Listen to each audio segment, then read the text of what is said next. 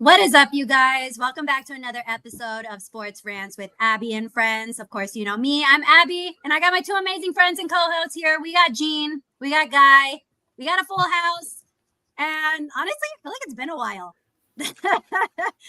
It has. So, it has a little bit. I mean, Gene, did you cut your foot? Is that what happened last week? I stepped on glass, and I didn't. I went to an urgent care. Didn't need to get stitches. I thought I was going to because it was bleeding crazy.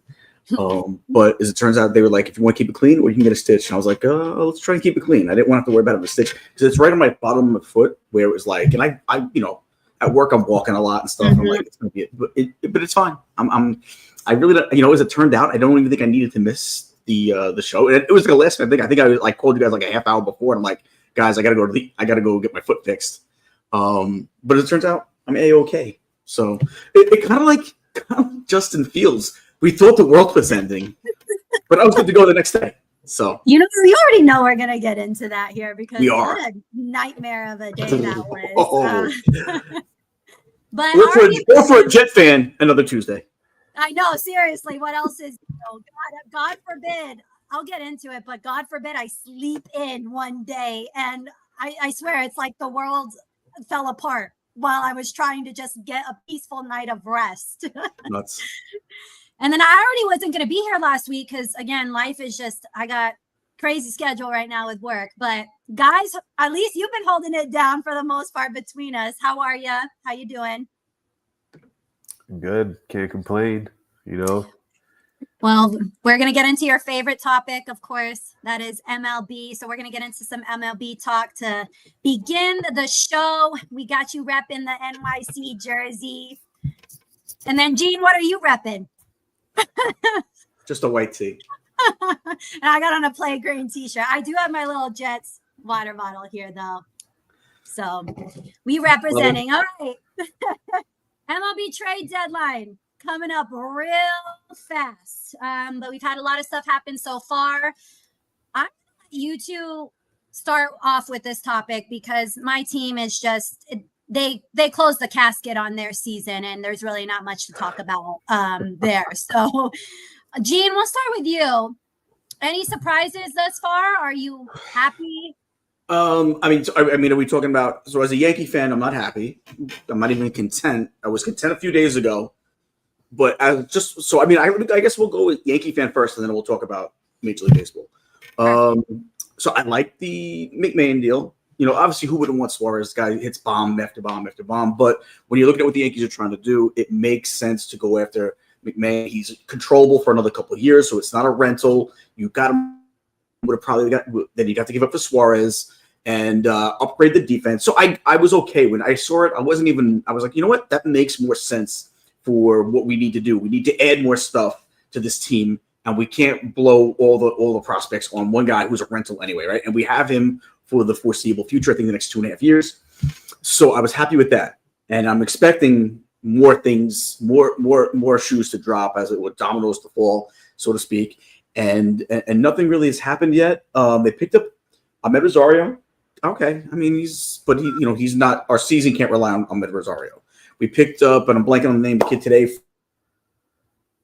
from the White Sox. Nice move, but he mashes left-handed pitching. I get it. But he's a right-handed bat, which we needed, but he doesn't move the needle either. The only thing and we mentioned it earlier, is maybe it's because he kind of frees up them to be able to use some of the other guys like a Grisham or something to go get a big arm. But I wanted a bigger bat. I did want a bigger bat, and I definitely need at least a starting pitcher, and I need at least one or two guys in the bullpens, in the bullpen. And unfortunately, like 3 of the top guys are gone in like the last couple hours. 2 of them went to Guy's team alone, and so there we go. I'm a little frustrated. I'm sure Guy has an opposite feeling from me because at this point, if the Mets have the lead in the 5th inning, it's game over. So, Now, Guy, I'll go ahead and let you talk about the Mets, the other New York team, as Gene would probably say. Yeah, the real New York team. The little bros. Yeah, we made some moves today. Both bullpen moves. A couple days ago, we got Gregory Soto from the Orioles. left-handed relief pitcher that we needed. Then today we traded with the Giants and got Tyler Rogers, the submarine, setup man, who over the last few years has been one of the most reliable arms out of the bullpen. So I like that move under the radar, and I was like, okay, maybe he'll pitch the eighth, setting up Diaz, and then like maybe less than 2 hours ago they strike a deal for the Cardinals closer, Halsey, and I was like, wow. So now essentially we have two closers on the days that Diaz can't go. We have Halsey that could step up and close those games. But in a playoff scenario, having Rogers, Halsey, and Diaz 7, 8, 9, I really like how we solidified the bullpen. We needed that. I think innings-wise, we have used the most bullpen innings, of any other team in the league. So this is big. I think we might call up a young starting pitcher, come September, and we're just going to try to get by with innings and let the bullpen kind of dominate. But I'm very happy with the moves. I think out of all the teams, we've probably been the busiest because we're still out there looking for a bat. Maybe Luis Robert, Cedric Mullins to play center field. Other than that, maybe a starting pitcher. So the reports that I've seen is a lot of things are still on the table, and we didn't really give up our top prospects in any of these moves. So, our Jonah Tong's still on the team, Jet Williams. So like our main prospects are still there. So I see us doing like how the Dodgers used to do, just get the need, trade the prospect, get the need. Yankees kind of do the opposite. I think they hold on to their prospects a little too long. And, when there's a deal to be made, sometimes they kind of overvalue the prospect. And the fact of the matter is that a lot of times these guys don't really pan out the way we think they do. And, you're just banking on potential, right? You want a sure thing if you're going all in. So I like what we did. The Phillies got a good reliever too, Johan Duran from the Twins. So they desperately needed some bullpen help. They have great starting pitching. Their bullpen has just been kind of shaky. So and Elise is representing, man. I'll say that. The Phillies got the best arm available, I think, so far. Probably, yeah. They guy throws 100 plus. Oh, they did, but he throws 100 plus. He, listen, he's the guy. He's probably the bullpen arm that I think I wanted most as a Yankee fan. But you still have a chance if you're willing to pay the price for Mason Miller, closer for the A's. Love him too. He is got a cannon of an arm. He's controllable, I think, for like another 5 years. Love that. I also like the kid from Pittsburgh too. The closer from Pittsburgh is also on the block. But yeah, Mason Miller, he's a future closer in the league. So maybe that's the train you get on now. Yeah. Let me tell you, Guy, to get on like the Mets train. I was watching the Mets and Giants. I think it was Sunday. Was it Sunday? They played Sunday, and I was at the gym, and what an entertaining game, I must say. Oh yeah, it was. That was great Sunday night football. And it passed by the time as I'm running and whatnot on the treadmill. I was like, this is easily passing by the time. It was exciting.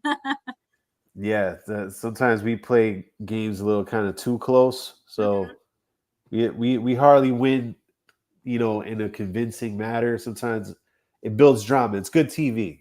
Right, exactly. That's Well, Guy seems like the only one really happy here. Gene is kind of like meh, and I'm just completely down in the dumps because the Diamondbacks are complete sellers. Grichuk, I think, was first. Naylor's gone. Suarez is probably gone. And there's even been talks that like Jake McCarthy, he's even gotten some calls for I forgot several teams, but he's an outfielder. And they lost again today to Detroit. I think it was 7-2. I think they've lost like almost 3 series in a row. They almost did. I think they won one game, but it's like they swept and then they got swept multiple times, and I'm over it. Like I said, I think Suarez is going to go. Obviously, deadline is tomorrow, I believe, at 6 p.m. Eastern, if I'm correct. So I believe you're right. I think you're going to be keeping an eye on that for sure. With the Diamondbacks, when they traded Naylor, that kind of like sent the shockwaves in the locker room. Like, yeah, we're done. Absolutely. There's no morale in there no more. There's no point. And I mean, the NL West again is stacked at the same time. Every team is playing good, and it's just at some point you're so behind you can't get caught up. It's been really disappointing. I mean, I mean, we'll even see. Gene and I have talked about several times Zach Gallen. Again, I think he's had a bad year. I would like to keep him here, but I mean, he's costed. I mean, he has not looked. I mean, it's been terrible. Even the last game he pitched, it was awful. They're saying he's going to probably go, and Merrill Kelly is probably going to follow him right out the door too. So you got a couple of guys that it's like it's a reset button for you guys, which is a shame because you were in the World Series not that long ago. So it's like you thought. I kind of thought you guys were going to be this, the Diamondbacks were this franchise on the rise, and not so much, I guess. It's almost like the same story like the Suns. The Suns were just so close a few years ago too, and it just went to absolute, for lack of a better word, shit. And it's almost like the same thing with the D-backs. Like, I can't have anything nice. That's why a lot of people are wondering why I'm so hyped about Jets training camp. I'm like, well, that's the only thing I got now. Well, I think if the Diamondbacks play it right, the trade deadline, they're not that far off. Like, they're not a complete blow-up reset. I think they're just retooling because they still have good pieces. Like Marte and Carroll are still like cornerstones. Right. And Corbin Burns is going to come back from injury. So, like, you're still banking on that. That's ahead of a lot of other teams, I think. I agree. And they're going to get a lot of nice young pieces from some of the guys they do get rid of. So they'll be fine going forward, I think. As long as the GM doesn't do it. It's kind of like the Jets a little bit. Like, I think there's some pieces that are like question marks, but it's not like we have nothing we're working with. We have good pieces on the defense and on the offense. You know what I mean? It's the same thing with the D-backs. We still have good core pieces that we can work around. I mean, I feel like pitching's been the biggest issue with the Diamondbacks in recent years, and staying healthy, quite frankly, but that's the name of the game. We got 42 people in the building. Please like and subscribe. Thank you for joining us. We appreciate it. Before we move on to some NFL talk, thank God it's around the corner and I cannot wait. Has there been anything you guys have been surprised at in terms of MLB trades that have happened so far? I'm surprised we haven't had more. at this point. I thought today was going to be the big day. And then I kind of felt like tomorrow wouldn't be a little more of a going out with a whimper, but it looks like a lot of the big trades, if they're going to happen, are going to be tomorrow. Oh, and I'm fully surprised when I wake up tomorrow that a bunch of stuff has already happened because, again, that time difference on the East Coast. So, Gene, that was like my exact answer, that I was surprised there wasn't more happening. Guy, what do you think? Yeah, I think to your point, with the expansion of the wild cards, I think more teams are in it. So we see less moves because more teams feel like they have a chance to make a run and get one of those wild card spots. The thing that it's not really a surprise, but I think the price of trading for like a bullpen arm or a starting pitcher has been the most that it's ever been in recent memory. Like, just to get let's say a middle of the road starter, it's going to cost you a lot in the prospect game, So, like, I guess that's the state of the business and in the market right now. That kind of caught me a little off guard, just how it's almost like if you value a pitcher at $1, they'll sell it to you for $1.50. So it's definitely a seller's market. So, supply and demand, there's not a lot of sellers, but a lot of buyers. So, it's a good position to be in if you have one of those coveted arms. It's funny you say that, because I think back to when the Yankees were able to be just trade deadline demons throughout their big run in the late 90s, and they always getting guys that were just like Cecil Fielder. I know he wasn't the Cecil Fielder of old, but Cecil Fielder. And just when you think about the pitching that they'd add arms, bullpen, and mid starters just to get them over that hump for the next part of the season into the postseason. And they wouldn't give up. They'd give up peanuts for some of these guys. And you're right. Nowadays, and I think it's part of what has happened to starting pitching as years go by. Starting pitchers pitch less and less and less and less. So even in the 90s, where they didn't pitch like they did back in the 80s, and like they didn't pitch like they did back in the 70s, and so on and so forth, but they still pitched more to the point where you might have a guy go 8 innings, 9 innings. Now if you get a guy that goes 7, 8 innings, that's pinnacle. Before, back then an ace should be able to go 7, 8, 9 innings. Now if you get 7 innings, you're lucky. So that the price of the bullpen has skyrocketed because of that. They're so important, and you need more of them because you're not going to have a game where you could say, oh, not even have to use, they don't have to touch my bullpen today. I mean, there's times in the 80s where you had a Dwight Gooden going or a Roger Clemens going, and you're like, you know what? We might need to use one guy out of the pen, and that's about it. Now, every game you're touching 3 guys out of the pen minimum, and it's kind of where baseball is going. And that's why the price of the premium on relief pitching has gone up so much, not just in the offseason when you're signing these guys to contracts, but also when you're trading for these guys, because you are going to use these guys almost every season. So it's different than it used to be. Yep. I absolutely agree. So, well, we'll see what happens tomorrow. Obviously, I have my eye on Suarez. I'm sure you guys will text me as soon as something happens. I don't want to hear the group chat blowing up. Spare me a little if you can.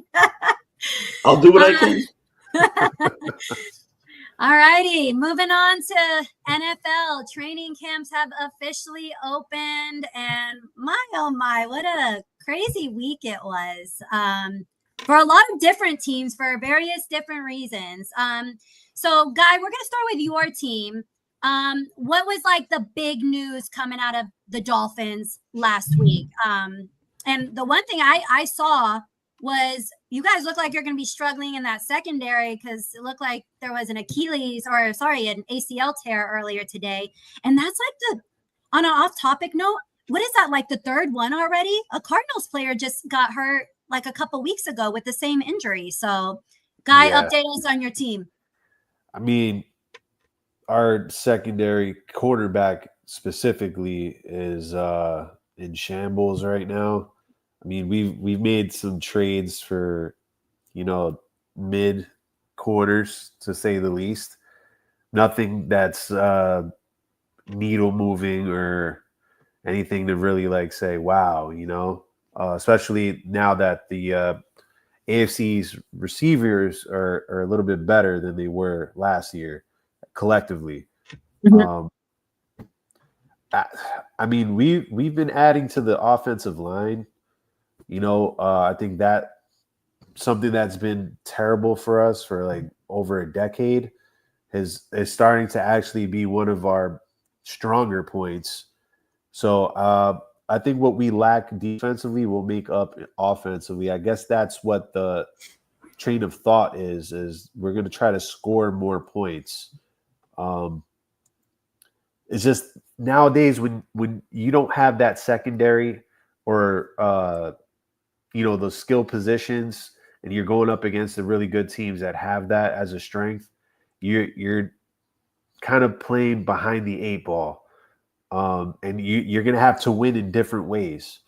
So, if you're up against a team with like 2 number 1s, let's say, it's like, what are you going to do? You're going to get cooked all day. You can't blitz all day, try to, scheme and try to smoke and mirrors your way through it. After a while, it gets exposed and you might be able to get away with it for a couple weeks. But as the season goes on, more injuries will happen. It's inevitable. It's the NFL. So I don't understand why we didn't try to get a bigger name at corner, especially a couple years ago when we let Xavier Howard go and haven't really addressed that. So that's a position that's been on the decline over the years. So it's just a disappointment actually when it comes to that. Yeah. Gene, I'm going to pass it off to you because I thought of you with Miami for a second, but I want to address 2 comments in here. Lamar says, I support the Eagles. He said it in a previous comment. No, I do not. Absolutely not. The only former Eagle I supported was Nick Foles, who went to the University of Arizona. So stand corrected.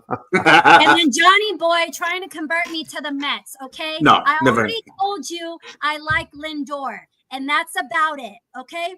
You want to know what's funny? I saw the funniest video today. I missed it, and it happened a few weeks ago. Mr. Met falling off the stage at the Lumineers concert, which was hilarious. Just, Hey, he stole the show. He's got that bobblehead. Yeah, I don't know why they even, I mean, I get it was at Citi Field. I don't know why they even brought him out. They had him with a little tambourine, and poor Mr. Met didn't see that corner, and that was the crowd gasped. Mr. Met, he's not that great. I mean, you know what it is? I'll tell you what it is. I mean, like truly, truly blessed and historic and just amazing franchises. We don't have mascots. So, I mean, you got to do what you got to do to get the seats filled, right, guy? I mean, yeah. Hey, it's just you guys. You think you're too good for mascots. We just happened to have one of the best ones in the sport. Ours is Baxter. He's cool. Wait, you guys don't even have the best mascot in the NL East. Oh yeah, we do. Oh, Philly Fanatic. Philly Fanatic is overrated. What is the Philly Fanatic anyway? What is Grover from Sesame Street? Who knows? But they're legends. I totally forgot about that. And you can't forget about Mrs. Met too. Look, Mr. Met is married. You know what I'm saying? Like, I'm waiting for Mini Met to come pretty soon. Mini Met. Let's have a whole family of mascots. Let's go. Hey, that's one way to fill the stadium. You have 3 seats right there. It's okay. Hey, when we have a better record, we go further. It'll be worth it. You know what? You might very well this year. You might, especially like I said, that bull is going to be top notch. So. So, Gene, the reason I thought of you is because you have a hot take that Miami will probably finish last in the AFC East. And when I saw the injury, I was like, it's just, I don't wish injuries on anyone. But I mean, I was thinking, I'm like, it does benefit the Jets because, we got Garrett Wilson. We've got a lot of other offensive pieces on the ball, we got a lot of pieces on the offensive side of the ball that have impressed me so far with camp. But Gene, go ahead and talk about that. And of course, New York Jets camp as well. I do want to say this. I do wish injuries at times. And right now, one of my hit lists is Mr. Met. So he still went to work, baby. He still went to work. All right. So I still do think it has nothing to do with the injuries. I think there's so many more things that are wrong with the Dolphins that they are going to finish in last place. I think it's because I think the Jets will be better.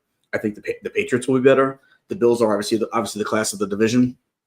But I also think things are going to finally come to a head in Miami that's going to cause it. So I just don't think they're going to have a good year. I think it's the year they get out from under Mike McDaniel. So I do think that. I do also think that for my whole life as a Jet fan, watching last week can we talk about it yet, or do you want me to wait? Yeah, bring up Toegate, and we'll share our experiences. When he went down, it was like, because here's the thing too: social media, every show had all of a sudden like the red, the red like flash on the screen of breaking news. Justin Fields is down. Everybody flashed back to that Monday night a few years ago with Aaron Rodgers and was like, we're Jet fans. We just can't have nice things, right? That's where we were all at. And we were like, well, this is what it's like. Not me, because I was sleeping. We'll get okay, not you. You didn't get it. All right, but if you were awake, and if anybody hasn't seen, you have a video up about it. So that is funny. So if anybody hasn't seen it, go check out Abs's page. But if you were awake, you would have been in the same boat as a lot of us saying, here we go. This is... I said the phrase half dozen times or more to people that said, hey, did you see what happened? I said, well, this is what being a Jet fan is. This is what being a Jet fan is. If it wasn't him, it would have been somebody else. It would have been the day after we signed Sauce Gardner to a contract. It would have been the day after we signed Garrett Wilson to a contract. That these things are going to happen. It's just being a Jet fan. It's what it's always been. But when he came back out the next day, I want to tell all the Jet fans to rejoice. And not because he's playing. Not because he's playing. Let me explain something to you. AG, Aaron Glenn, came to this team. He lived through some of those dark times. And he lived through some of the good times when he had Parcells there. The dark times are over. Being the Jets, that cloud over one Jets drive is gone. And I don't know if it's because of Aaron Glenn. Maybe it's because Aaron Rodgers. We've lifted that demon of Aaron Rodgers. We exercised that demon. But whatever it is, the Jets won't be great this year. They'll be improved. But going forward, we have our quarterback. What happened when he came out the next day isn't what happens to the New York Jets. What happens to the New York Jets is you find out it was an Achilles. It was a Liz Frank. It was this. Last year, if this was last year, he's out for the season. I'm talking about the mojo. I'm not talking about the scientific body parts and this and that. I'm talking about karma. I'm talking about mojo. I'm talking about the juju. Whatever you want, whatever phrase you want to put it on, the luck thing, right? The Jets now have it, and you know what? We are up, and there's no reason to feel bad anymore. This is a sign from the heavens above that the Jets going forward will have nice things. Because again, 6 months ago, he would have been hurt for the year. Now we got Aaron Glenn brought some stabilization to this organization, and this organization is now going forward going to be. The cloud is gone. Do I make any sense, or am I just ranting? Because the cloud is gone. I mean, guys been giving you looks. When you said we found our quarterback, my eyes were like, "Oh, he's our quarterback." He's our quarterback. That's what you said. He's our quarterback. He's my quarterback. Like Tio once tearfully said about Tony Romo. That's my quarterback.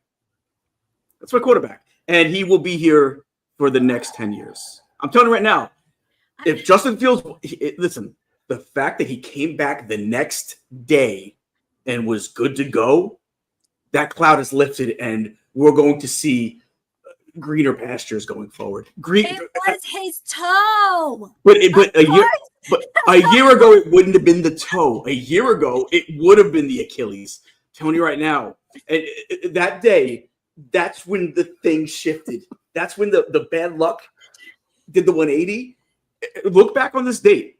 Have you been drinking? Like you've swallowed too much juice because what? I'm telling you right now, Abs, Guy, mark it today, 7:30, July 30th. It's 10 p.m. on the dot Eastern Standard Time. Today is the day. And again, I'm not saying we're going to the playoffs next year. I think it'll just be markedly improved. And now my wash machine's making noise. Can you hear it? Or is it just me? I could hear it. It's like an earthquake. Lamar Davis. Stop the Tony right now. Tony right now. This is throwing me off. This is like the bad luck. It's now switched on me. The Jets, what they were, it's now done a 180. Going forward, we are going to have luck going forward. And again, it's going to be a progression. We're not going to the playoffs this year. I think we'll miss out on the playoffs this year, but I do think we'll finish in second. Year 2 of the Justin Fields experiment. Look out. Look out. We are going to Justin Fields in the next 5 years. We're going to what? Oh, you didn't hear me. We're going to win a Super Bowl within the next 5 years with Justin Fields. And you know what? Did that tsunami hit Florida? No, it's wow. Abs guy. I'm telling you.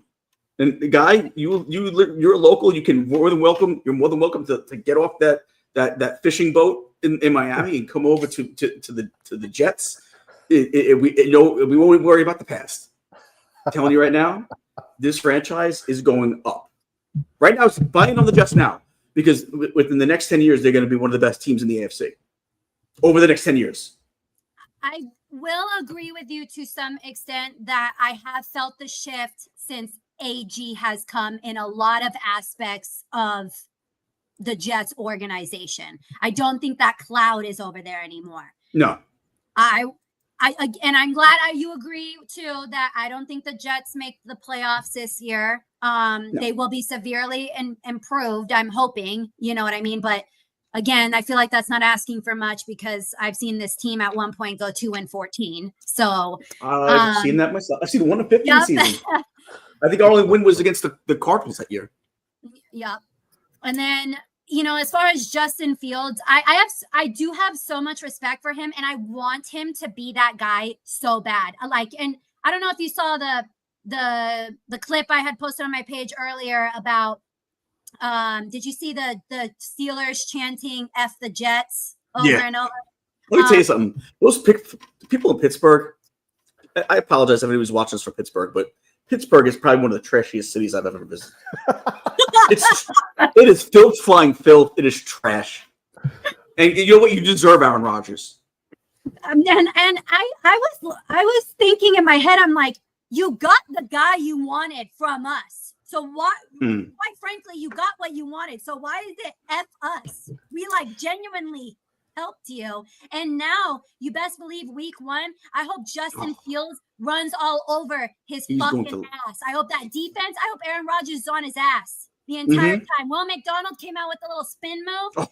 The bull! You see the bull rush move he's got now? Yes. And AG took a little shot at they say he took a little shot at Salah, saying, "Well, it's coaching. That's because we know we can do it, so we're gonna have him do it. It's coaching."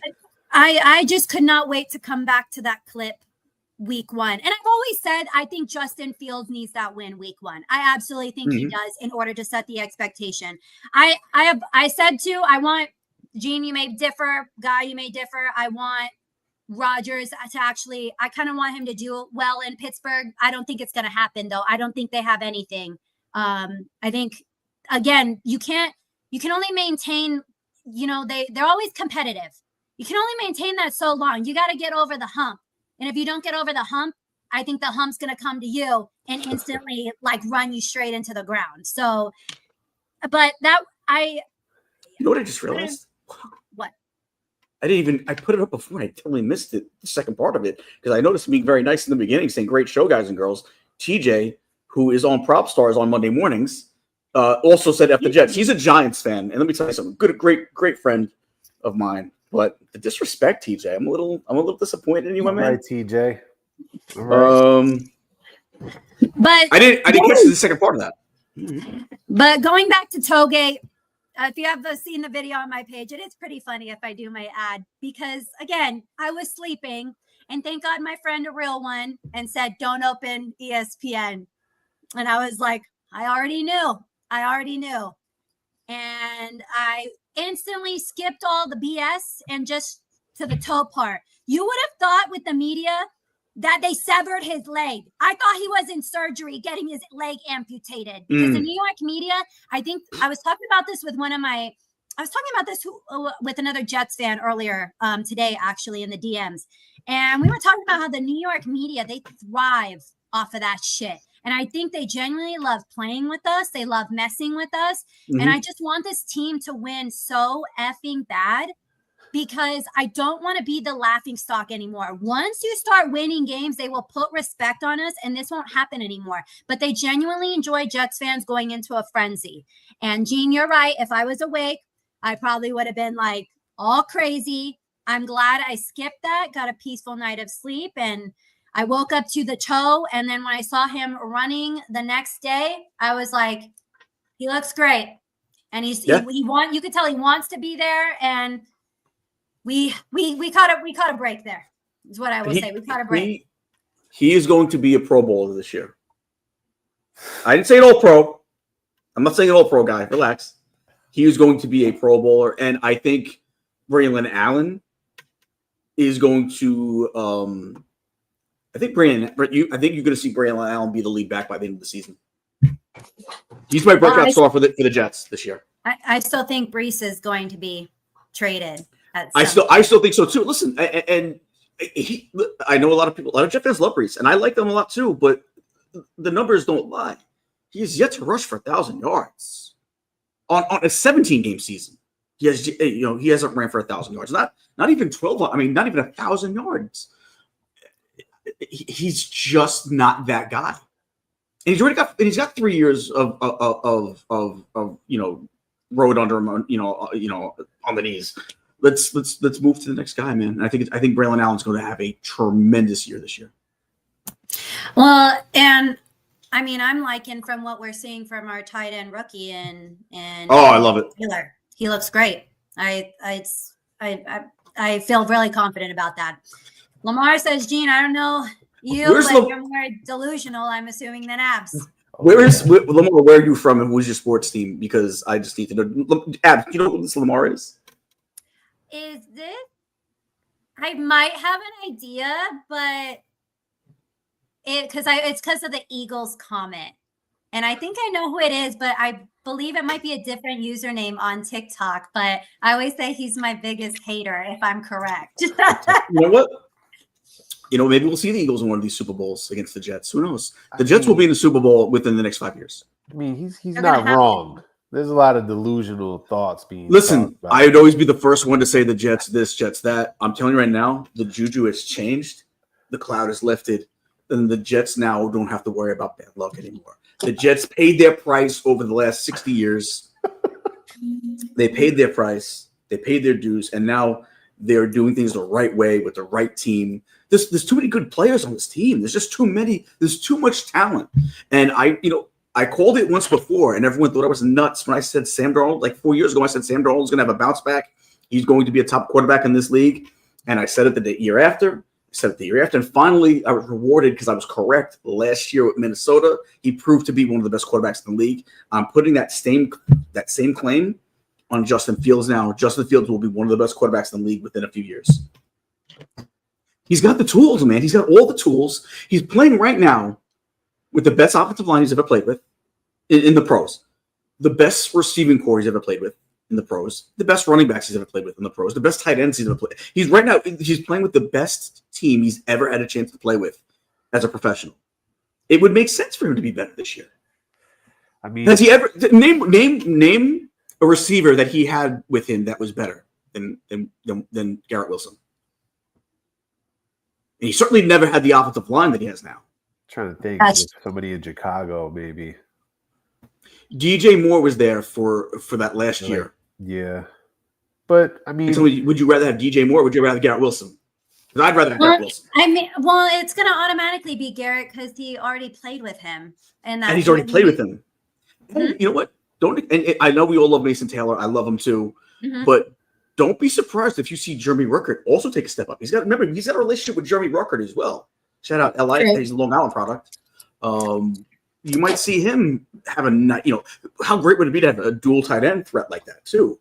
You think back of like what New England when they had Hernandez and Gronkowski. That was a dangerous combination. We could have something very similar to that. Obviously, not to the same level as that. That was like an all-time until things fell off the wheels for Mr. Hernandez. That was like an all-time duo. I'm not saying they're going to be that great, but they are going to be a top. They might be a top tight end duo in the league within the next 2 years. I mean, you got to play the game, though. I mean, 100%. And I'm telling you, I'm not scared to play it. On paper, everybody looks great in training camp until the season goes underway, the kickoffs start, and reality sets in. You just got to worry about winning week 1 and build from there. I don't think the juju is gone yet. No. Like Ab said, you have to win. Winning cures all ills in sports, right? That week 1 win will shift. If you think there's a shift now. Well, they're giving you bulletin board material, so. Let's say this. The Jets come in and they win 27-13. the New York media is going to basically say, "Look out, Bills." That's what the New York media does, right? Oh, They're going to say, "Look out, Bills." That's Guy, you're local. yeah, That's what they do. it's Like true. it's all over WFAN, ESPN 880. It's going to be, "Look out, Bills." Like, this team is for real. We didn't realize, and it's not going to be the case because they are going to have some losses out there, right? But I think they can come out and curb stomp Pittsburgh. And I wasn't a big fan of Rodgers when he got here. He's the guy I didn't want. I accepted him when he got here. I rooted for the laundry when he got here. I had to not root for him, but I did it begrudgingly. I didn't want him in the first place before he even got here. And now that he's gone, I'm so glad that he's gone. I couldn't stand him. He's a me first guy. He throws players onto the bus. I can't. And I'm glad to see him gone. And that's Pittsburgh's problem now. Question for the panel on the great Joe Hendry. Will he be seen at MetLife? He might be, I guess, right? I don't know. Who was watching SummerSlam this weekend? Anyone? I got to work this weekend, but I will definitely be. It's going to be right near you. I won't be able to watch it live. I'll keep up with like the reports after. I gotta. For anyone out there that might be a WWE guy, I have a feeling Cena's going to go back to being a face. They're not going to end he's going to leave in like a half a year. They're not going to end his career as a heel. And I think this is where you're hearing some rumors about it. I think it's going to happen. I think you're going to see that double face heel turn. Yep. Which is great. I love it when they do it, because when they can do it and it's successful, it's so sweet. I think you're going to see him become a face and Cody become a heel again. So we'll see. Possible. Abs has no idea what we're talking about right now. That's fine. Not my thing. I'll say that much. Oh, I'm good, Johnny. Well, let us know what happens. Camps. Yeah, let's talk about some other training camps. We got some kind of resolved drama, at least in the slightest, for the Bengals with Hendrickson, who finally reported, but is not practicing. Hold in. Do you guys think this is problematic for the Bengals? I think the Bengals are problematic as a franchise. Yep. They couldn't sign their first round pick until it was like a problem. When let's face it, there should never be holdouts in the draft anymore, right? Because everything is situated where you're slotted to get paid a certain thing and for your contract to say certain things. So I can't imagine it was really him. I think it's the Bengals. And if you just look over the course of time, they've always been known to not pay their guys right. Now they did make the right decisions on the three guys with Burrow, Chase, and Higgins. But other than those three, and someone might even say I wouldn't have paid Higgins. I would have then shipped him out for some picks and some other things, and then paid, let the next guy come up, draft another guy as his replacement, because you don't pay that much money into your two receivers is nuts, right? When you have so many other things to pay. And now we're seeing maybe a part of that is Hendrickson not getting his deal done because there's not nearly as much money to go around as if they would have moved on from Higgins and had the extra draft capital. So I think the Bengals are just a mess of a franchise in general. And I think this is just their chickens coming home to roost.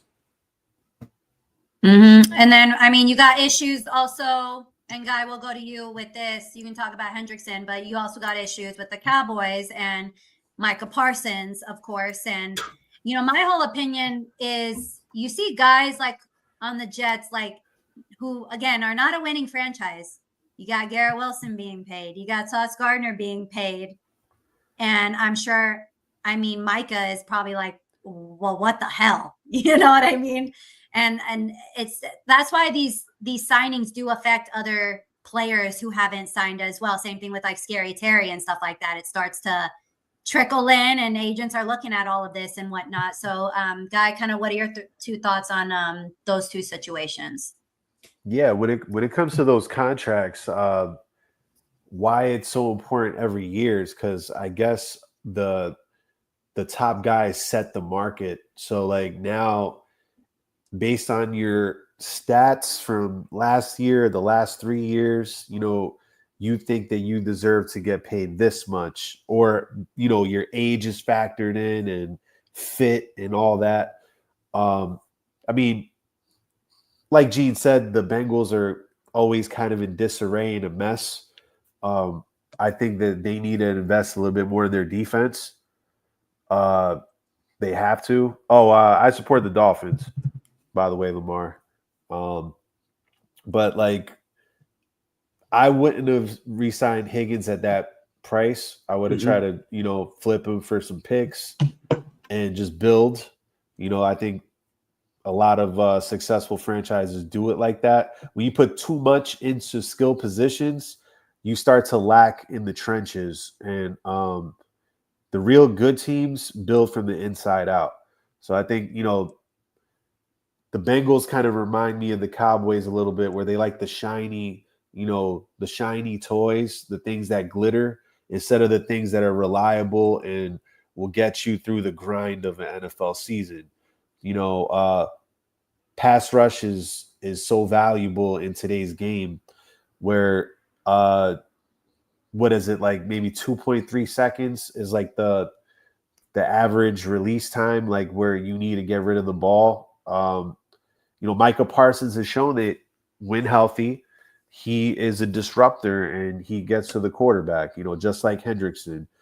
And he sees what the Cowboys paid for offensively.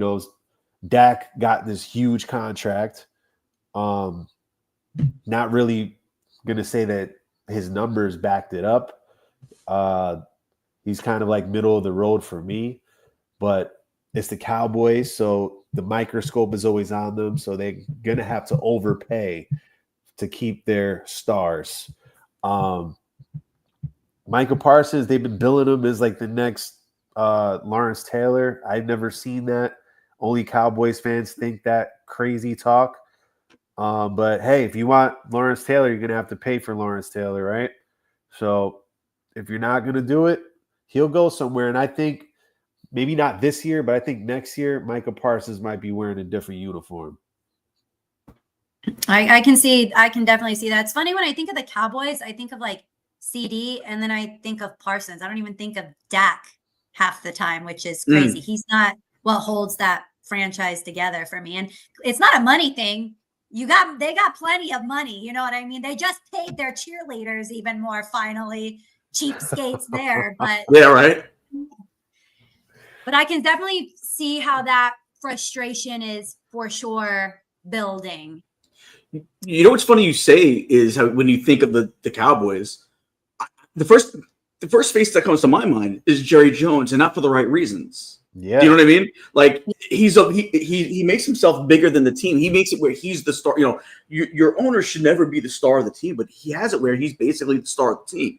He talks more than any other owner in the league. He's the GM of his team still. We don't need to hear his son talk nonsense. We really don't. I know Stephen A. already got at him, so I won't. But they're going to miss Micah Parsons, and they're going to have to look back on how they handled the negotiation. If you don't have the money for it because you have other things going, it is what it is. I would say you probably need to put your money in the right spots, but it is what it is. That happens. When you go out into the press and you say the things that you've said, if I was Micah Parsons, you couldn't give me $1 billion. Yep. Because either way, if I'm Micah Parsons, I know I'm going to make a ton of money somewhere. Maybe I'll even give up a little bit of it just to go somewhere and beat these guys. If I'm him, I want to be one of those other 3 teams in the NFC East, because I want to play the Cowboys twice a year. What they have said in this negotiation, it's like you're poking the bear, man. Like you're going to make a guy not want to be on your team anymore, because I know I wouldn't. Saying, oh well, we heard they were louder for CeeDee Lamb last year. The chance for CeeDee to sign CeeDee, but much louder last year. And it's just some of those things they've been saying. Like, and then Stephen Jones said something along the lines of, well, we want to pay him, but he's got to want to get paid also. What the hell does that even mean? Well, I don't even know what that means.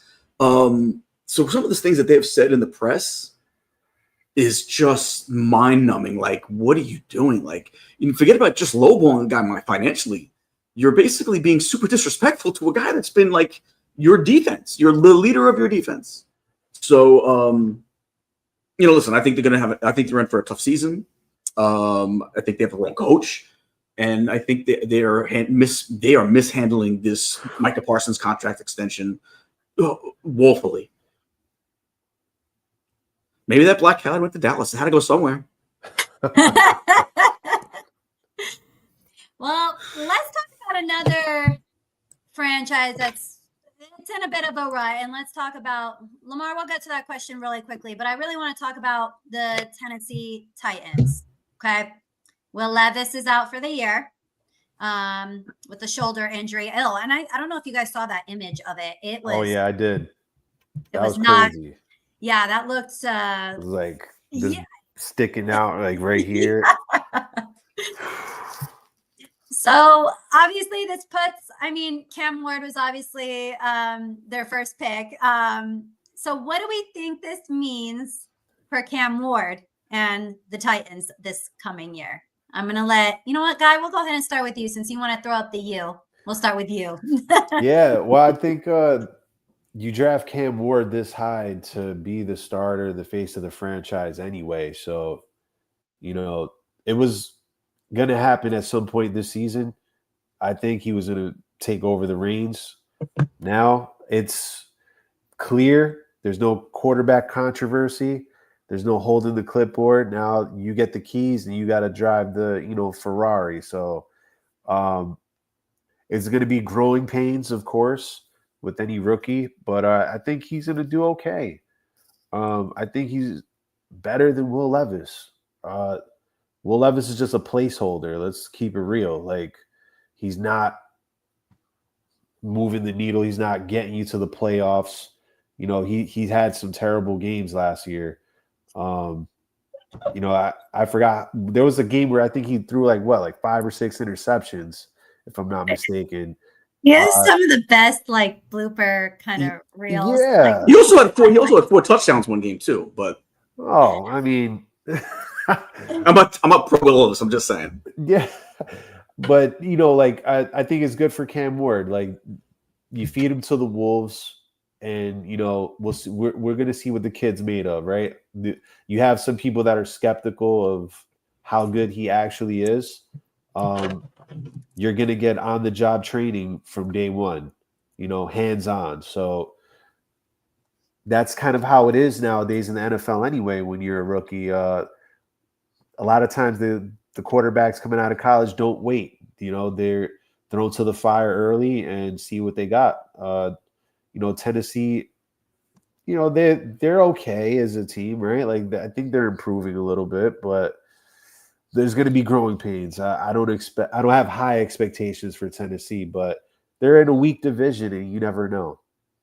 And the thing is, I know it's still early in training camp. I can tell you it seems like he's been struggling a little bit in training camp, but I'm also not going to, dive too deep into that because, quite frankly, we saw Aaron Rodgers. I think his first throw was an interception. I feel like that happened to a lot of quarterbacks this week. And it's different when the pads are on and everything. Again, this is the whole point of training camp, to mesh with that offensive line and things like that. So, Gene, what are your kind of thoughts on it?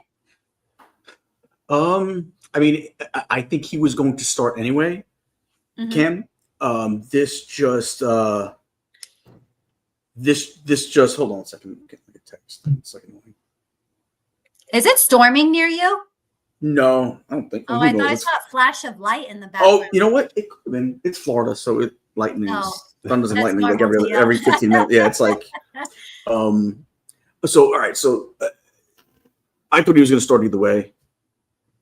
Yeah, it is. Nike of the Thunder. It is. Will Levis would have provided a little bit of competition for him, really in brain, in mind only, because he really wasn't competition for him. Will Levis will probably be in this league for the next 10 years as a backup. I think he's a backup somewhere. I think it'll start here. That's his ceiling. Question is, what's Cam Ward's ceiling? Is Cam Ward's ceiling a top 10 quarterback? Is it? I think he's got a place in this league too. I just don't think he's going to be great. I think he'll be good. I don't think he'll be a big time quarterback. I don't think he'll make any Pro Bowl. Well, I guess everybody makes a Pro Bowl nowadays, right? But I don't think who is better? Who's gonna have a better season? It's gonna be Justin Fields for sure. And that's not even because I'm such a Justin Fields guy. I just don't think Cam Ward's there yet. And having said that, I don't think Cam Ward will ever be there. I think he'll be a starter. I think he might go through some of the same growing pains that Justin Fields will. The question is, will he get into a situation like Justin Fields is now, where I say the reason why I think Justin Fields has a future ahead of him is because he's in a good situation. I don't know if Cam Ward will ever really be in a good situation. I don't see what Tennessee's doing to build around him that's so great. They just released Burks. Not that he was any good, but that's another guy that's gone. Cam Ward might have been good in certain places. I think he's in a place that's going to be bad for the next bunch of years. And I just don't see him as a stud in this league. I think he's middle of the pack quarterback, which is fine. You'll be a starter somewhere in this league, but you're not going to be a perennial winner. Yeah, and I'm right there with you. Honestly, when I saw the Levis news, my instant reaction was they're going to have to pick up another quarterback. I looked at their depth chart. I think am I correct? And Tim Boyle's over there. Oh, is he even in the league still? He's still somewhere in this league, but in my head, I was like, the Giants have some QBs that they could probably get rid of, and I was instantly like, it's funny you should say that. Someone else. I was thinking the Browns. I was thinking what's his name? Not Kenny Pickens. Shadur? No, the old guy. Flacco? The old man. Old man Flacco. I was thinking old man Flacco would be good to help Cam Ward. You need somebody that's going to show this kid the ropes, right? Like they need it. I think Flacco would be a guy that would be good there. Flacco, I think Flacco could push him. If you needed Flacco to start this year, he could start this year. But I don't see it being the Browns. I think the Browns want. It could be Jameis Winston. Flacco. It could be Jameis Winston. That would make sense. That would make sense. He's another guy that has really done a 180 since the beginning of his career to where he is now on and off the field. So he'd be a good guy, I think, to be a mentor. That would be a good pickup too, I think. I genuinely enjoy Jameis. Jameis posts on like TikTok and stuff, and I think they're funny. And you know who else like pops up on my TikTok is like DeAndre Hopkins. And I love him too, but he randomly pops out and he'll just be on a boat. No caption, no nothing. Who have they received? It's still Ridley, right? They still got Ridley, I think, right? I believe so, yes. Yeah. And who knows what Ridley? I just don't trust Ridley. I mean, he missed a year. I guess I feel that Ridley. I think the Titans are in a really bad spot right now. But again, their division is not very strong. It's going to depend what's going to happen in my head with CJ Stroud. I think that's going to determine a lot. But like honestly, the Colts, I've said this for like years. I'm waiting for them to get over the hump finally. They are so effing close that I think they're going to be definitely in the mix in there. And that's the thing where there's 4 teams that are bad teams, or like it's just a bad division. But there's 3 teams that really could take a leap. Houston, they got a guy that was 2 years ago looked at could be a top quarterback in this league, regressed a little bit. This is the year we find out, okay, did he regress or did he just become who he is? Or is he a guy that now is going to bounce back and make the changes in his game that he needs to make going forward? That's what Houston fans are banking on, right? And even Tennessee, that's a good roster over there. I mean, I'm sorry, not Tennessee. I'm sorry, Jacksonville. That's a good roster over there with a quarterback that just has had, that in the past hasn't really put it together, but now a new coach that could help him on offense. As creepy as he says Duval and stuff, he might be a good offensive mind there. I love the rookie running back that they added. I'm not even going to try to pronounce his name, but that guy, I think he's actually going to be a guy that takes over that team. They still have Tank Bigsby, bunch of good receivers.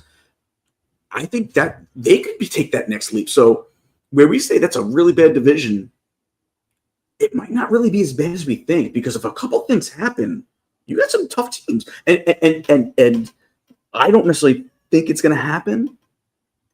But if they turn around and develop in Indianapolis, Daniel Jones, they could be a solid team.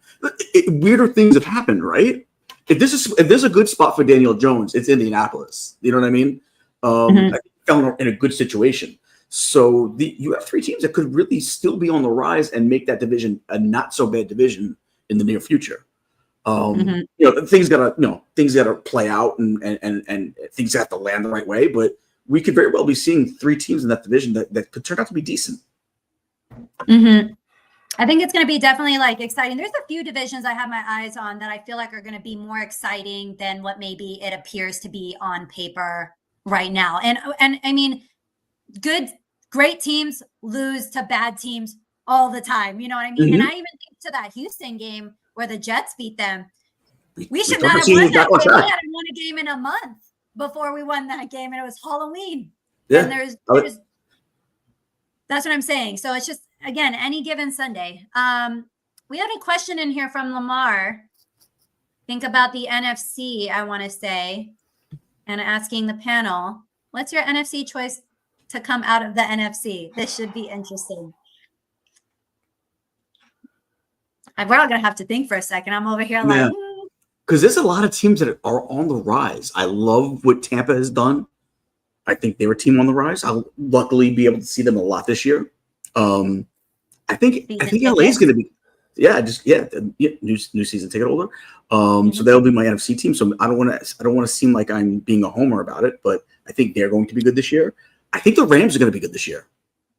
I like the Rams. I like some of the moves they've made. It all depends on Matthew Stafford's health. Do the Eagles, is Washington, is Jaden Daniels going to have that sophomore slump? Or will he progress? I mean, they still haven't paid McLaurin. Sounds like McLaurin, once it comes time to play, will play. But, if he doesn't play and they're relying on Debo, Debo was 3 or 4 years ago, So we'll see. I that's a tough question. Like I have a better idea of who comes out of the AFC than I do the NFC at this point.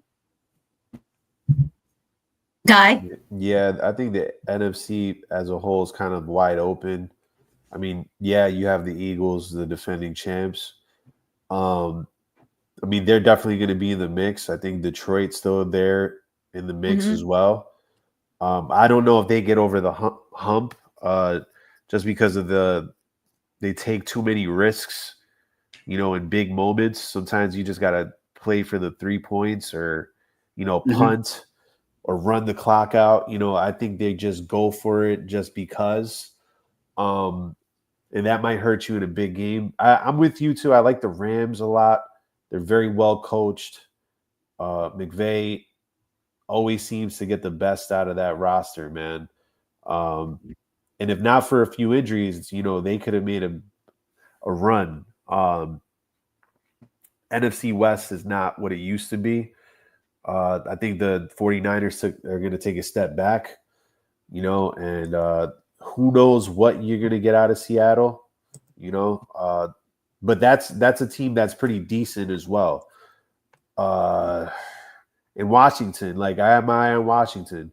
So for me, it's between Detroit, Washington, LA, and Philly. I think those 4 teams are in the mix to come out of the NFC. You don't think Tampa? I mean, I hesitate with the NFC South just because of Baker.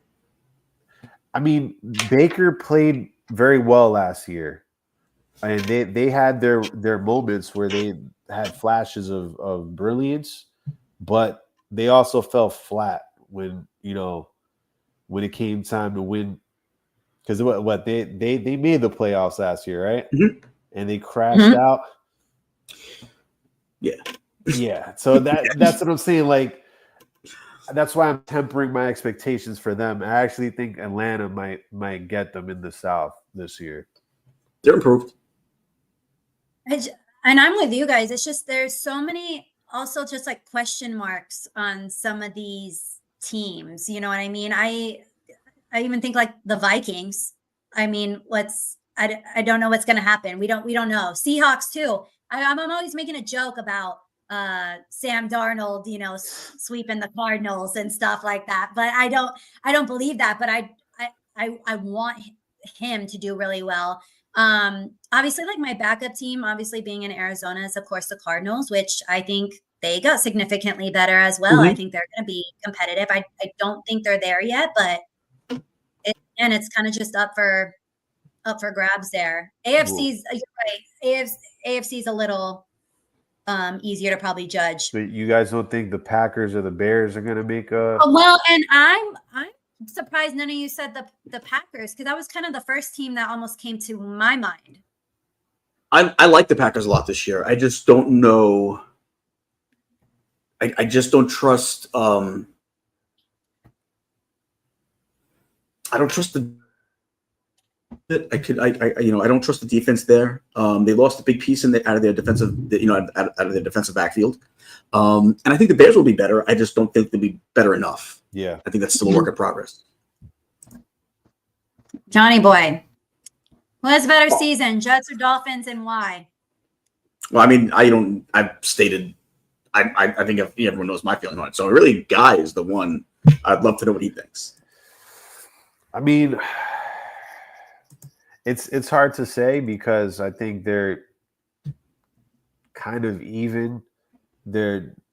I kind of trust Tua a little bit more than I do Justin Fields, especially if he's healthy, and that's the name of the game for every player that's out there, right? They're healthy, they could do X, Y, Z. Mm-hmm. But I think nobody exemplifies that more than Tua. When he's there and healthy, they look completely different. I expect the offense to be a strength. I think we're going to be in a lot of shootouts this year, and we're going to be around 500. I think that's the constant mediocrity that we've been having the last few years is going to be the reason why McDaniels loses his job this year. Not so much that they're going to just tank and be terrible. I think they're going to lose a lot of close games, and his lack of coaching experience is going to show. He's going to be out coached a couple times, and they're just going to get tired of that rerun playing over and over again. And they're going to have to make a move for a different quarterback, man. Like how many years are we going to go with Tua, right?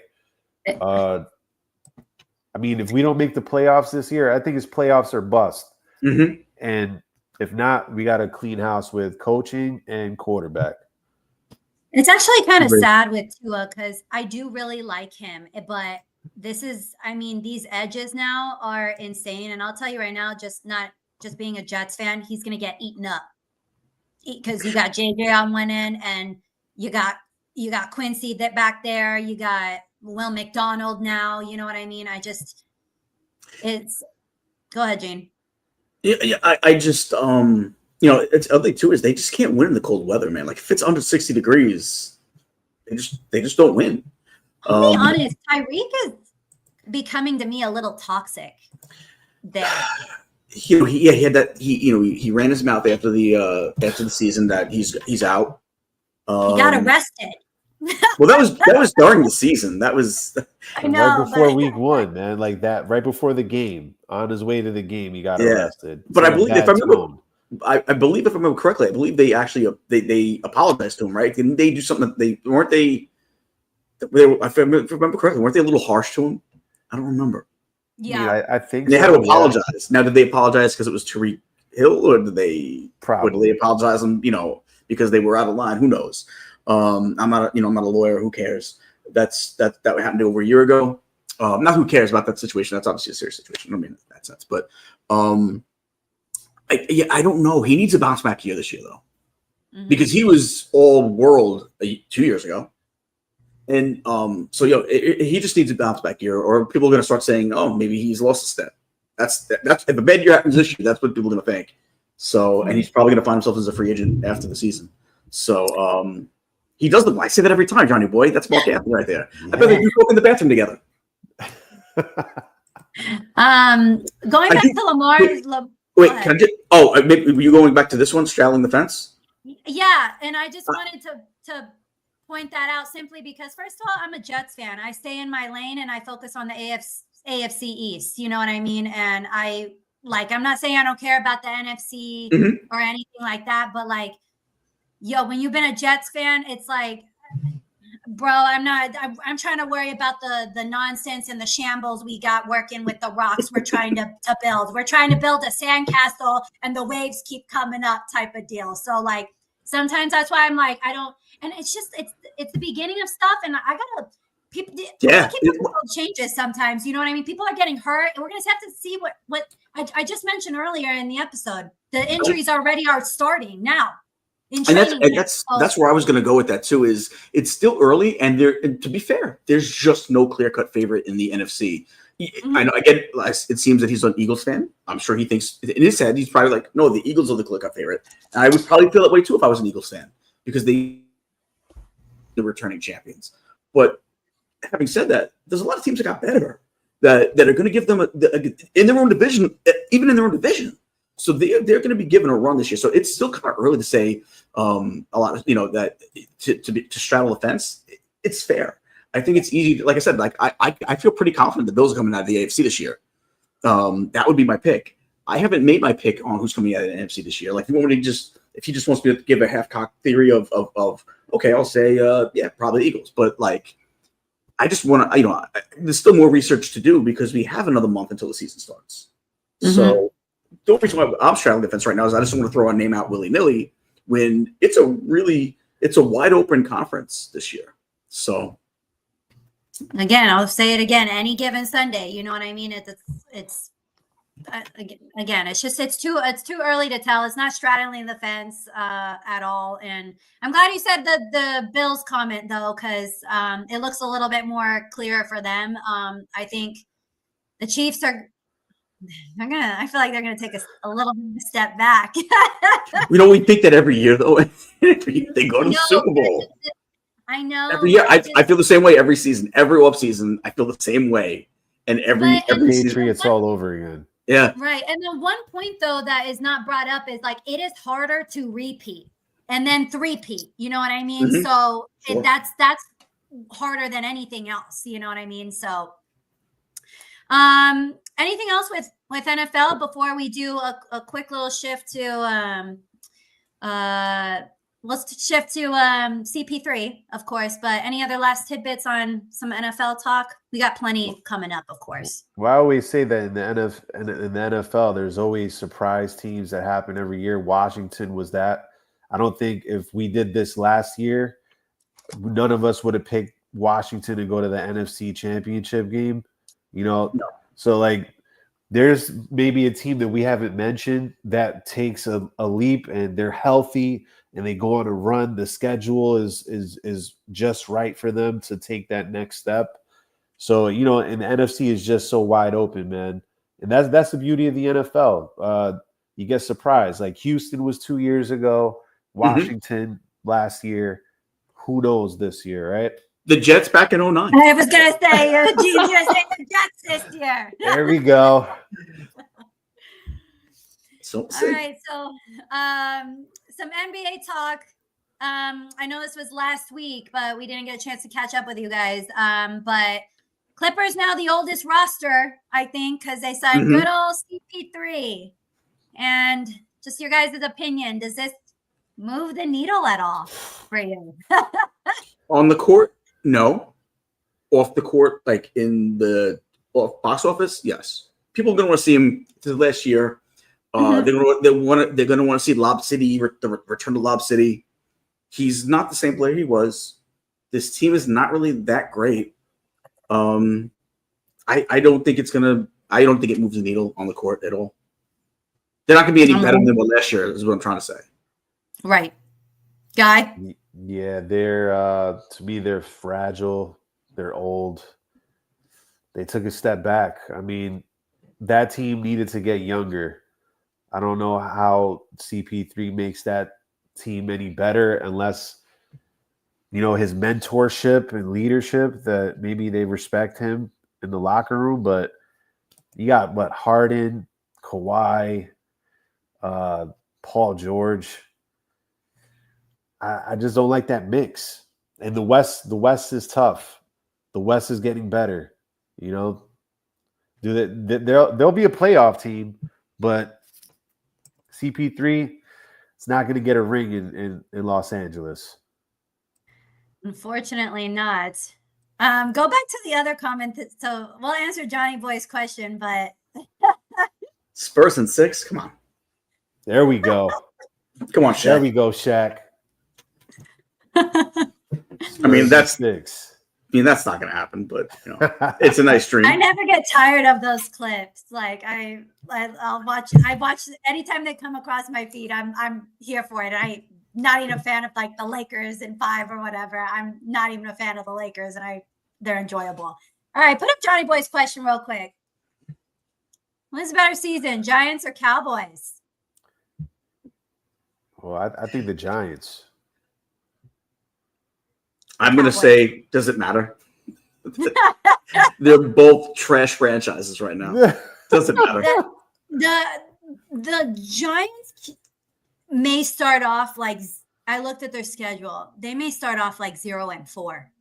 They have the toughest schedule in the league, I believe, this year. Yeah, and that's why a lot of the reason I said the Cowboys, because my coworker is a Giants fan, and we went over both of our schedules, and I was like, I'm like, where do you see a win? He still had them splitting, and I was like, I don't see it, bud. That defense is good though.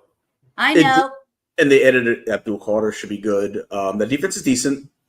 Could they have like a young rookie of the year candidate with Scatterbo and the quarterback Dart? Possibly. We're already seeing which was banged up in camp the other day, so we'll see. Hopefully that is something that is a future of stuff to tell you with neighbors. They could be decent, but I also think they're going to take it slow and steady with Dart. I don't think they're going to rush into anything. I think the coaching staff knows they have more than 1 year there. I don't think they're going to have the same pressure as a coaching staff that might need to win now. I think they've gotten the thumbs up that they got a year or two. As long as things don't go completely sideways, I think they know they have a second year in their back pocket, so they don't need to really go crazy this year. They can bring them along nice and slowly. Dang, I thought you said you hated the Giants more than the Patriots. Who, me? I do. I'm just being honest. I'm just being honest. I expected the same passion you put into talking about the Jets see the lights and we're making the playoffs. I expected all that same type of energy and all that hate to go to the Giants and say that they were going to be absolutely terrible. No, listen, I would love it if they're like one. I don't want them to go 0-16. I want them to win like one game. I want them because I feel like people will feel bad for them. I want them to only win like 1 or 2 games this year, but be like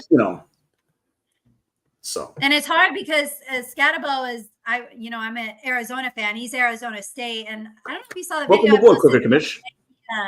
Some guy was like, we're glad to have you, but he threw up like the bear down. And I wish I could have seen the reaction because, he had a Giants jersey, but obviously he threw up like the U of A kind of sign and whatnot, which I thought was funny. But, oh, look, it's a little bear down in there too. But that could be apparently that applies to like the Chicago Bears too, which I don't think it does, but that's a topic for another day. Yeah. All right. Obviously, this is Sports Rants with Abby and friends.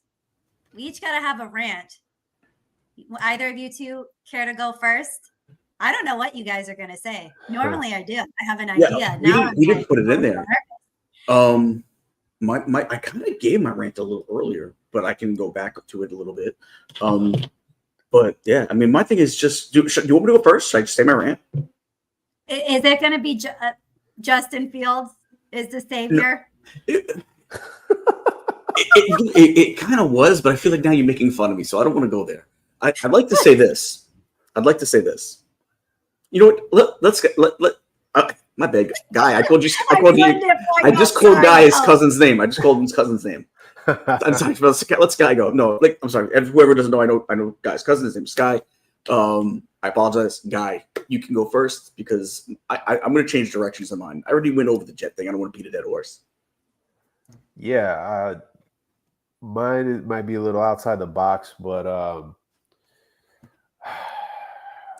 my beef is with Major League Soccer. They had a meaningless All-Star game where the Major League Soccer All-Stars play against the Mexican League All-Stars, and they suspended Lionel Messi for skipping or not partaking in the All-Star game. So he got suspended 1 game for not being a part of the All-Star game, right? We've seen in other sports stars decline for whatever reason, age, they want rest. Messi is not as young as he used to be. And just the demands that he has as being a superstar here, where you're just not ever resting at all. He's always getting pulled in every direction. Yeah, I could see him wanting to focus on the season games and trying to win a championship for Inter Miami and not, trying to, waste his energy on an all-star game. Give somebody else a chance to play in that game, a younger person, just to give him an opportunity. He's been a part of so many bigger games. He's won World Cups and Champions League titles. The Major League Soccer All-Star game, that's what we're going to suspend him for. I think that makes the league look weak. Why does he have to participate, and why are you giving that kind of a penalty for not wanting to play in that game? I just don't. I don't think he has that responsibility. They don't have a big enough league to really demand that from him. Is what I'm saying. What incentive does he have in playing in that game? I think there's none. I didn't even know what happened because I'm not went into soccer that much. But you made a point, and when it made me feel like that's the reason why he should play. Is they're not that? You're right. They're not that big enough to make a demand. But the fact that they're not that big enough, they brought him here to grow the sport here and to grow the league. I feel like that's why they're probably a little hurt about it. We this is kind of what we counted on you for, is to help grow this league and to be in another game that's going to be where all the fans can see, not just the market. It hurts a little bit. So I get why the league is mad. I tell you the truth, what I would love to see is all the other leagues take this note down and maybe do the same thing. I don't need to see a guy. That's why we have the fourth best quarterback in the league is the starting Pro Bowler. It doesn't need to. It has to go all the way down the line. The only reason why you should not play in the Pro Bowl is either if you are legitimately injured or if you're playing in the Super Bowl the following week. Other than that, show up. At least give us a few plays. People come to see this thing because they want to see the best in the league of the year. So I get both sides. I get exactly what you're saying, but I also get what Johnny Boy said as well. Well, the thing is that the All-Star game has no bearing on anything. It's just a glorified exhibition. He's already, and look, he has to play for his country and his club team, right? He's already old in soccer terms. I think he just wanted to take some time off and be with his family. I don't think he's really done that since he's been a professional. So he's here. It's I get it if it was a playoff game or a championship game, but an all-star game where the sport hasn't really gotten to that level where you can demand that from him. It's just how many people are actually going to that all-star game? You know what I'm saying? I mean, you're going to sell tickets, but does that move the needle? Are people going to want to be soccer players now here because he went to the all-star game? No. I get it. And yeah, and I kind of see both sides as well. Again, you made it a point, guy, too, that spending time with your family and all of that, he's done all the dirty work already. Why are you making him do more? But I also get the same side of at least show up for you can't play a couple of minutes. You know what I mean? And again, I don't know the attendance level that there was, but in my head, I'm you can at least do that because you have fans worldwide that admire you so much. You know what I mean? But one game too, if you're going to do a suspension, I mean, make one game. That's it.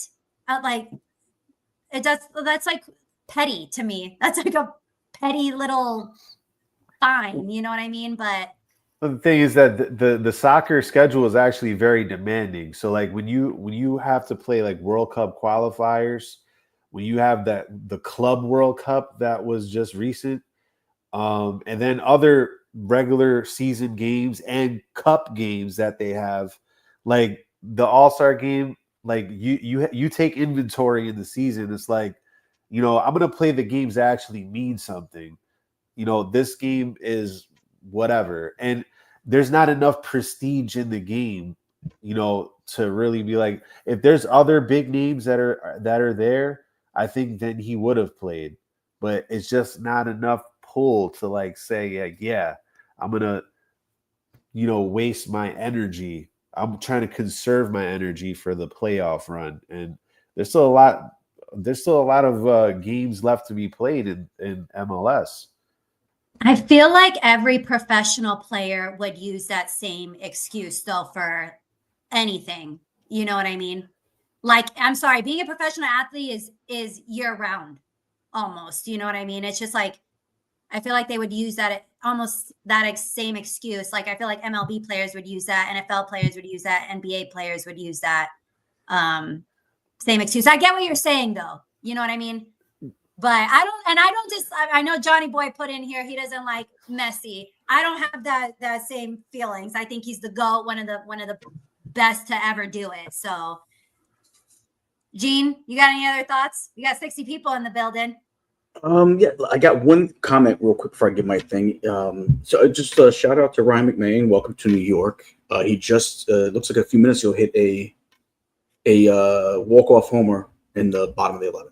So welcome to New York, man. It's nice to do that in front of the new home crowd. And good thing. Me and Guy are thrilled. I'm just saying. We just love that. I'm glad the breaking news that we were waiting for. I was looking to see if there was any more Met trades. I didn't see one. It's not going there, okay? There's no. I don't. Real quick. Before I go, I should check. Let's check out MLB to see if it has anything. Has anything happened yet? All right, so we got the Tyrann move. Don't traumatize me. Every time I open up an app or anything, it's always something. Michael Soroka is on his way to the Cubs. I think that happened like about an hour ago. Yep. And that's it. That's the only thing that happened while we were on the air. Did you know this? Identical twins were traded on the same day. Yeah. I didn't know Taylor Rogers. I didn't realize Taylor Rogers had a twin named Taylor Rogers. They both got traded today, so good for them. Anyway, no, I hope Taylor Rogers has a really bad second half. No offense. No, all right. So my rant is this, and I kind of talked about it a little bit earlier with what Cashman has done. I kept hearing from a lot of people in the industry, and you hear from a lot of people that the Yankees were going to be big time at the deadline, big, huge moves they were going to make at the deadline. And so far, McMahon, I like the sign, I like the trade. Obviously, he had a big night tonight, but he's not the guy he could not be the only move that you were going to make to the. You're 6 games out of first place. That's not even enough of a move to get you into first place, let alone make a World Series run. But here's my problem. We spent years listening to Cashman overvalue minor leaguers forever. The only one out of all these untouchable guys over the last 10 years that he hit on was Aaron freaking Judge. And listen, is he the best right-handed hitter today in baseball? Yes. Is he not even be one of the best of all time when he's done? But we've seen Greg Bird, untouchable. He was in the league only for another year or two after that. We've seen Clint Frazier, untouchable. Oh. Where's Clint Frazier today? We've seen I'm blanking on the catcher's name, who's been around. He's gone all over the league now. He's still in the league, but he's not who we thought he was supposed to be. Gary Sanchez. Gary Baseball. And now we even got this new group of Peraza and Volpe. Were untouchable. We couldn't get the bat with the arm we needed years ago because we couldn't possibly add those two guys to the mix. They're untouchable. They're future Hall of Famers. One guy's having possibly the worst year of shortstop I could have ever imagined having. And I like Anthony Volpe. He seems like a really nice kid. His dad hates the Mets, which I love even more. But he's not what we were promised. And we missed out on guys before because of that. Peraza, not what we were promised, and we missed out on guys because of that. And here we are, not trading guys, still where we can go out and make more moves. And yet, you know who we traded to get Juan Soto for a rental for a year? We traded Michael King. Michael freaking King, who when he's on his game is one of the top pitchers in his league. He would be really nice to have in the Bronx today, wouldn't he? And my thing is this: I'm tired, sick and tired of hearing of. Now I'm blanking on his name. I'm hearing his name. Now I can't think of his name. I'm blanking on his name. Who's a big prospect? Spencer Jones. Spencer Jones. I'm sorry to listen. If he's that good, bring him up now. He's 24 years old, and you have a hole in right field right now because you have an injury, and you're going to play. And I listen. I love Giancarlo. I'm a fan of his. He's a shell of what he was. I get it. I like he's been a really good teammate and a good member of this organization, even through the downtimes. I still appreciated him. You cannot put him in the field. I don't want to see these other guys that you just traded for. I don't need to see Ahmed Rosario in right field either. Bring up Spencer Jones, please. I'm tired of hearing how untouchable these guys are. If he was so untouchable, guess what? He wouldn't be in the minors at 24 years old. I get he's having a sensational last month in AAA, batting like 400, hitting like 15 bombs. Then bring him up. If there's ever a time to bring up a guy that you need a spark, you're 6 games out of first. You need a spark, and you actually have a hole in your defense, right? I mean, in your outfield right now. There's no other time to not bring him up. If you're not going to trade him for a big-time arm, bring him up now. And you know what? And Cashman, I've lost almost complete faith in you and your way to judge talent because you've been wrong pretty much almost every time. The guys we traded turned out to be great. Durbin having a great year in Milwaukee. Another young guy we traded that was, I was told was untouchable at one point, but you ended up trading him. Devin Williams has been great as of late. I get it. But you let go of a guy. Maybe you could have put Volpe in that trade. They probably would have liked Volpe better just because where Volpe stood before this. But wouldn't you rather have Durbin now and not have Volpe and have Devin Williams? He gets it wrong 99% of the time, and I'm sick of it. If Spencer Jones is that guy, I want to see him in right field tomorrow. I'm sick of it. I'm trying to be quiet because people in my house are sleeping. So I really want to freaking You got yell. lightning going on in the background. And I got that. I really want to yell, but I'm not going to. But yeah, it's frustrating. It's frustrating. I'm right there with you. So, Guy, you have any thoughts? I would add Jason Dominguez to that list too. I like Jason Dominguez. Listen, he's in his rookie year. He's going to be just fine. I'm actually pleased with what he's done. He's been pretty good as of late. He has a couple of 40 games in the last month. I mean, I'm not concerned about Jason Dominguez. I think he's going to have a great future in Yankee Stadium. And they also didn't wait until he's 24 to bring him up. You know what I'm saying? I'm not saying Spencer Jones isn't going to be great. I'm saying if he is going to be great, he's 24 years old. What the F are we waiting for? Bring him in. You have a hole in your defense. You need to fill that hole up now, and you need a spark. He could be that guy that needs that spark. I remember back years and years and years ago, we needed a spark on this team. It was earlier in the season, and what did we do? We bring up at the time Chien-Ming Wang was one. He turned out to be one of the better pitchers in baseball for the time he was healthy.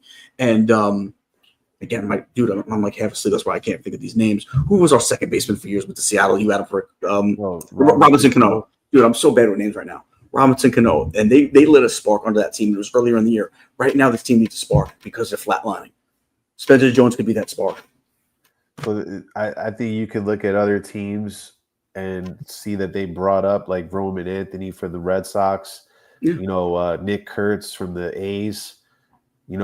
These guys are brought up and they're killing it in the major league level. I don't know why the Yankees always kind of slowly bring these guys up, always with the training wheels and putting this shell protection around them.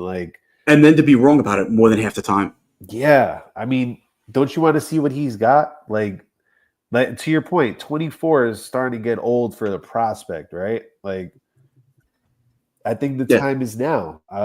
You have a hole in right field, at least for the time being. This is the perfect time to call him up, see what he's got. Mm-hmm.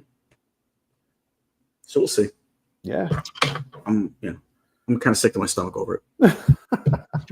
and I'm trying to be calm and patient about it. But I don't know if we said it before, but Corporate Commission mentioned he was new to the channel. Thank you for tuning in. Thank you for subscribing. And stay along for the ride. We got other shows throughout the week, so mostly during the day, but make sure you tune in with us periodically throughout the week. I'm still just trying to figure out what it's like to have like at least one team do well.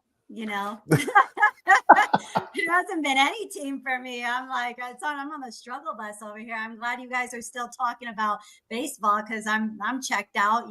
Basketball was checked out for the longest. So that isn't what my rant is about, though.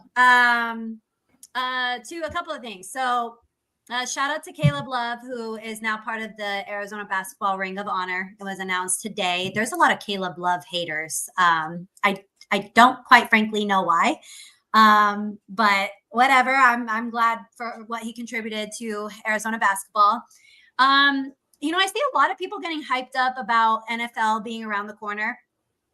That just means college football is even closer. And I just sometimes don't think I don't see as many like hype videos on social media for college football. And to me, it's more exciting.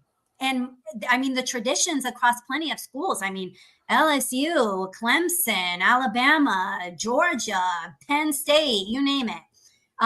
So I'm really excited for college football to be here. But I mentioned that because, I'm a Jets fan and my page is mainly Jets related, but I do post Arizona content on there sometimes. And if you're a lot of people follow me for my Jets content, but if you could also like my Arizona football content, I know I force it down your throat.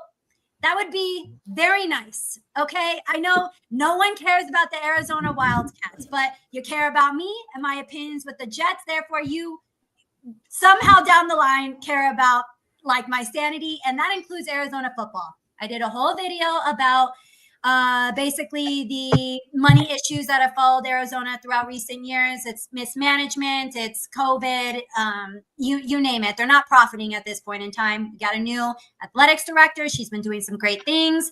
And Arizona went 4-8 last year. Hi, Crooked. There we go. See, we got the 5-2-0 rep in. He's probably an Arizona State guy, though. Not if he said he's from Tucson. There's no way. But I did a whole video about, I know the Wildcats went 4-8. They made several changes. This team should easily go 6-6 in the Big 12. They're projected to finish like almost dead last. But I expect them to be more competitive. And like I said, I just would like some of that content to get a little bit more shine. So, I try and make them as short as possible because I know no one really cares sometimes. There we go. No scum devils. Is that what they call them down there? Well, U of A calls them the scum devils. Yeah, but it's I'll tell you what, scum though. Devils. They do have a great basketball coach, Bobby Hurley. Shout out you go. I can't stand that bum. Shout out Bobby Hurley Sr., who I got to meet again this week. I saw him at work. Let me tell you something. The nicest man on the planet is Hurley. Honestly, he might make you root for his son. He's that nice of a guy. He's a great guy. Love to hear it, but he's a great dude. The father, the dad. Yeah, obviously. I spoke to him. I said, "Listen, you're basketball royalty, my guy." He shook my hand. He's a great guy. I love that for you. That's what I'm saying. I'm just saying. I gotta tell you what. I should have mentioned. I do a show with someone who hates his son.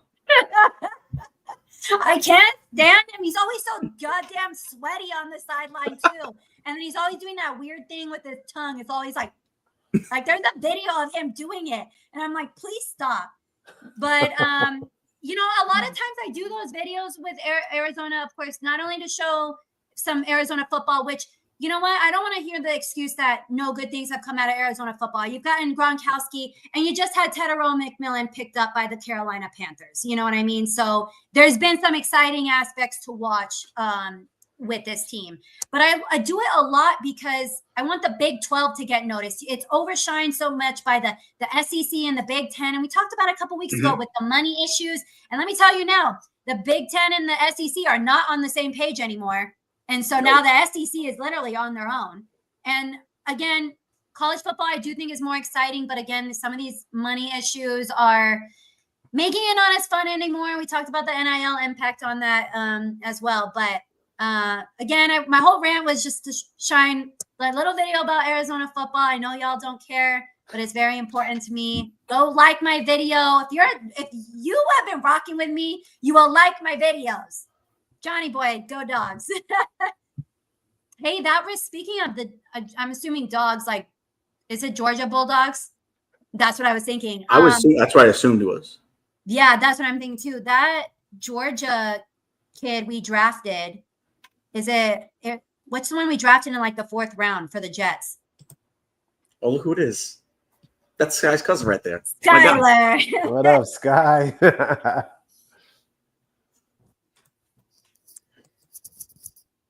Yeah, that's the most ridiculous alternate jersey I've seen so far. Hey, man.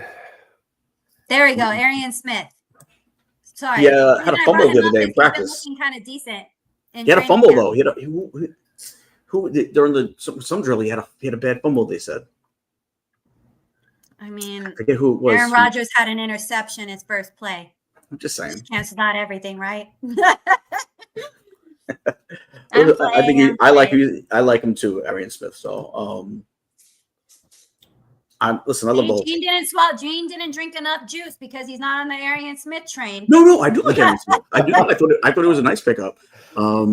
Listen, I don't need to show any more support than I have in this show. I think I've said it pretty blatantly that I do think they are a team on the rise. Look out for the Jets. Scott, see, this is why the guy is really disrespectful. You got to talk to your guy. You got to talk to your guy. Hey, he's right though. Yeah, he might be a little right. Nah, he's definitely not right. He's wrong twice. That is so funny. He's twice wrong in that statement. All right, well, that was my little rant.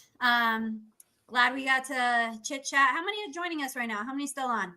Let's see. The real ones. We have 53. Oh, 53. What a good little turnout. And then we always love the ones that are in the chat. No matter if you're saying the most outlandish shit, we love hearing from you. Sometimes the most outlandish makes the best cuts. So, right. 55. We got 2 more people in. 55. Love it. All right. Well, another good episode. Oh, look who it is. That's my man, Alan. Don't call him Elaine. Yeah. It's Alan. The I is silent. It's my buddy. I know. I was like Elaine. Nope, it's Alan. Jacket. He's a big Bobby Hurley fan. He's a big Bobby Hurley fan. Loves the Sun Dogs. Oh, really? No, I have no idea. So interesting. He's a good dude. Appreciate you popping in. All right. Appreciate it. And last time I checked, he's definitely a real one, especially repping the good 520. I love when Arizona gets some love. All righty. Well, another good episode. Appreciate you guys for joining us. Like, subscribe, follow all our social media pages, and we'll see you next week. Bye. Later, guys.